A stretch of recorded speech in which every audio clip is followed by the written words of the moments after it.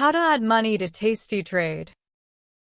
First, go to Tastytrade website and log into your account. And navigate to the management page. Once in the management page, go to the My Money tab and click on Deposits.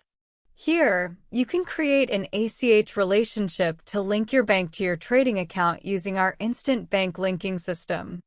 To start, select the trading account you wish to link to your bank.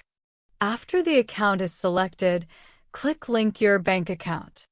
Now, search for your bank by typing in the name or scrolling, and then select a bank. After selecting, you may now enter your bank account's login credentials into the secure portal. Once logged into your bank account, linking system will communicate with your bank and establish a connection. Select the account you want to use within your bank, then click Continue.